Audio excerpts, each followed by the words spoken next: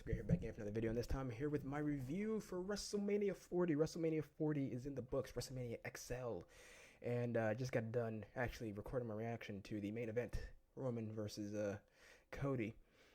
Uh, and I have to say, this WrestleMania, the number one, truly felt like a new era. They've been pushing it. I know some people have been calling it like the Renaissance era, but they've pushed it. They pushed it yesterday. They pushed it today with Stephanie McMahon showing up at the beginning of the show. That this is the Triple H era. They're calling this the Triple H era. That's what this is. They're like, Vince is gone. Forget about him. All right, he's long gone. He ain't coming back. This is Triple H's time now, and it truly felt like it. Especially on night two more than night one. I'm not gonna go through every match and like match by match, break it down or anything like that. I'm gonna try to keep this rather short and contained, but overall thoughts is that night one was good. Night one was good. Particular highlights of night one was Gunther versus Sammy, which Sammy, I going into that match, I wanted Gunther to win so much. And over the course of that match, the story they told with just Sammy just getting absolutely demolished, but then fighting back. Hitting that top rope brainbuster, which he hasn't hit, I don't think, since he was El Generico, was awesome. So, even though I wanted Gunther to retain, the way they laid that match out, I was perfectly fine with Sammy winning in the end. So, yeah, that was the highlight of night one. Some of the other matches, the ladder match at Crazy Spots, the only letdown, the main thing I think that holds down night one, number one, the Rey Mysterio and Andrade match against Santos and Dom wasn't anything super special. It kind of felt like they were on a bit of a leash, similar to when Santos and Dragon Lee had their singles match at, was it Backlash? It was some show that they had a singles match, and they kind of felt leashed a little bit. Kind of felt that, even though they still did some pretty cool stuff, like Andrade showing off why he's so good, but felt like they were on the leash. But that match, but more so than that, the Jay versus Jimmy match was just a big letdown. And I feel like that kind of permeated, it kind of weighed down the show, because that was if you're thinking about the A story of night one, it was obviously Rock and Roman versus Cody and Seth. But I feel like the B story was we're getting Jay versus Jimmy. That's a big thing, and they are one of the greatest tag teams of all time. You can make the argument that they are the greatest, not just in terms of accomplishments, but in the ring, right? You could make the argument that they're the greatest of all time, and you would think and hope that could translate how good they are in the ring against other people and tagging with each other. That could translate to them putting on a good match, but it wasn't the case. They didn't do a whole lot except punch each other a bunch and trade super kicks, 20 super kicks. And you had just the one little story B of Jimmy asking, telling Jay that he's sorry and all that, and then trying to trick him. And that one was a big letdown. It was not good. And I feel like that kind of weighed down the whole show, even though the main event, though it was slow to get going, once it did get going, once they started, just getting full shenanigans and they were off to the races, it was really entertaining. Rock not phoning it in. He could have just coasted the entire time, let Roman do most of the work, but that wasn't the case. When he got in there, he was bumping. He took a rock bottom to the announce table, and so yeah, that main event of night one was pretty damn good. Obviously bled into night two with them winning, with Rock and Roman winning, and obviously we had the Bloodline Rules main event tonight. But night two, I look at the card for night two. One of the things that stick out to me is the Philadelphia Street Fight.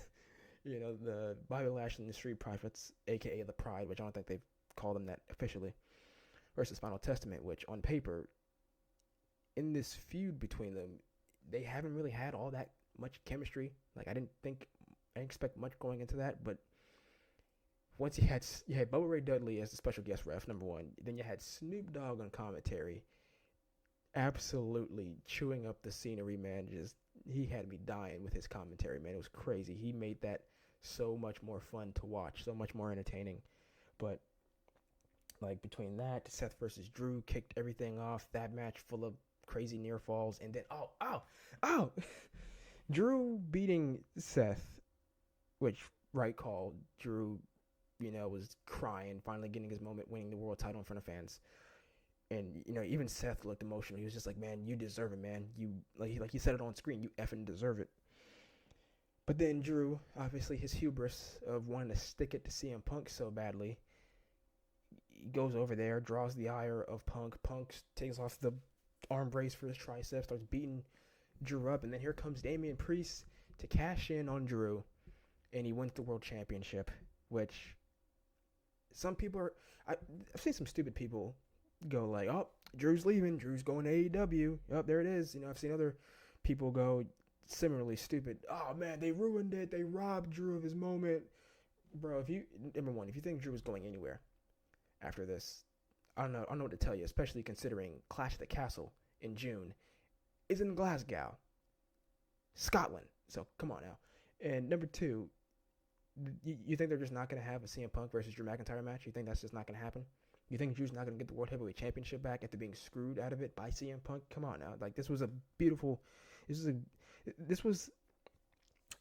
really good story beat because it just shows Drew's hubris, bro. He could have just taken the win, gone backstage, man. Hey, I got the championship. But no, he had to go and hone in and focus on CM Punk and bit him in the ass, man. And it was just, he screwed himself.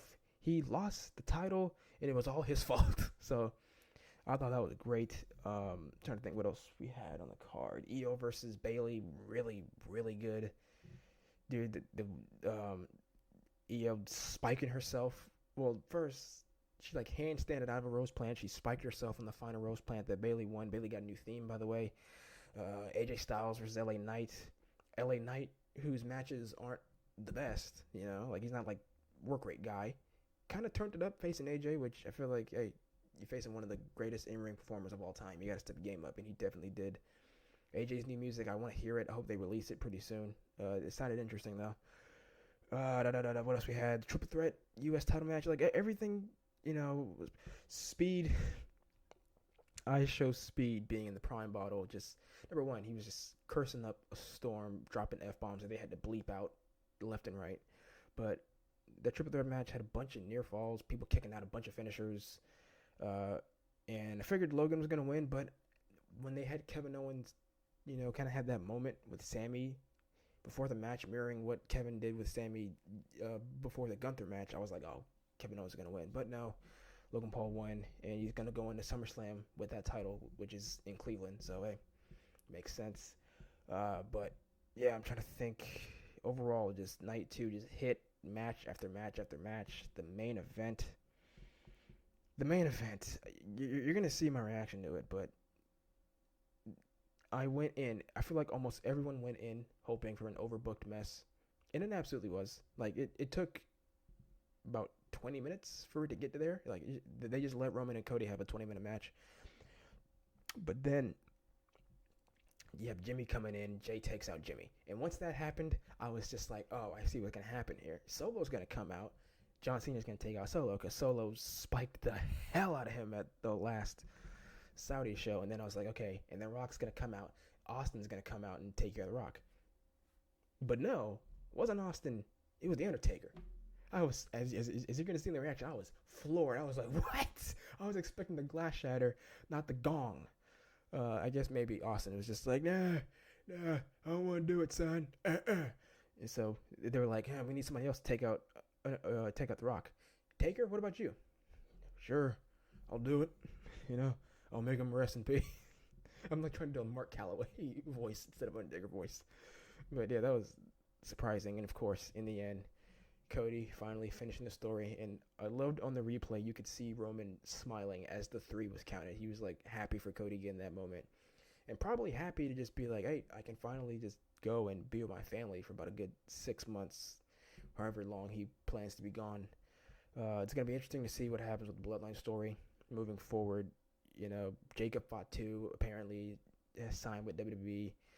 Maybe we'll get this all new Bloodline going, maybe with Tama Tonga, who's kind of Bloodline affiliate, right? Haku is kind of considered family, with the Anoa'is. So Cody finally got his moment. He finally finished the story. It made what happened last year at WrestleMania. We're gonna look back at WrestleMania 39's ending, which was controversial. We're gonna be like, freaking brilliant 1 year story, full circle, absolutely amazing. Cody got to hand the title to his mom, like he said, "Hey, I can't hand it to Dusty, I can hand it to my mom." WrestleMania this year, was it better than last year?